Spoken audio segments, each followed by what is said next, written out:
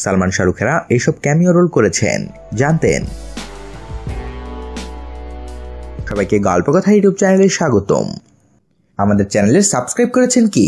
বলিউডের অজানা সব নিউজ আপডেট পেতে সাবস্ক্রাইব লেখার উপর ও বেল বাটনে প্রেস করুন।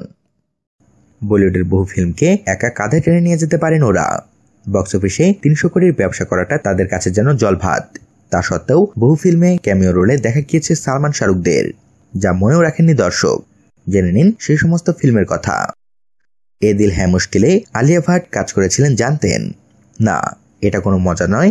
আনুষ্কা শর্মা, রণবীর কাপুর আর ঐশ্বরিয়া রায়ের ত্রিকোণে আলিয়ার জায়গা পাননি বটে, তবে ওই ফিল্মে সত্যি আলিয়া ছিলেন। ব্রেকআপ গানটায় নেচেছিলেন, তবে তাকে খুঁজে বার করতে গিয়ে বেশ কষ্ট করতে হবে। প্রেম না বিয়ে ঠিক করতে করতেই সালাম নমস্তেতে গোটাটা কাটিয়েছেন সাইফ আলী খান আর প্রীতি জিন্তা। যখন তা ঠিক করলেন তখন ফিল্ম প্রায় শেষের দিকে। সে সময়ই এক ঝলক দেখা গেল অভিষেক বচ্চনকে।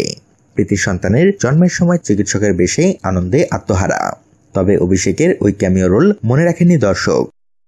আমির খানের ব্লকবাস্টার ফিল্ম পিকে নিয়ে একসময় হইচই কম হয়নি।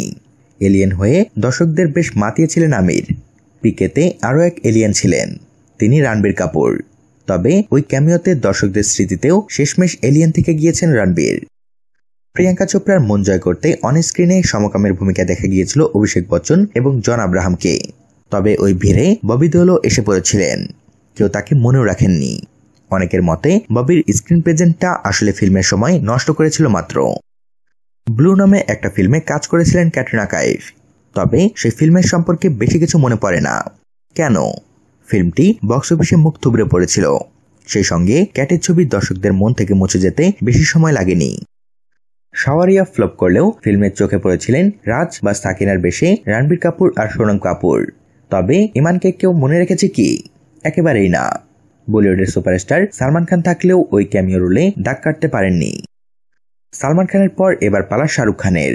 সালু ভাইয়ের ওই ফিল্মে ম্যাজিশিয়ানের রোলে সামান্য সময় স্ক্রিনে ছিলেন শাহরুখ, তবে দর্শকদের কাছে কোনো ম্যাজিকই দেখাতে পারেননি তিনি। ফলে শাহরুখকে ভুলে যেতেও সময় নেননি তারা। তো বন্ধুরা, এই বিষয়ে আপনাদের মতামত জানিয়ে দিন আমাদের কমেন্ট বক্সে, আর ভিডিওটিতে লাইক ও শেয়ার দিয়ে আমাদের সাথে থাকুন। ধন্যবাদ।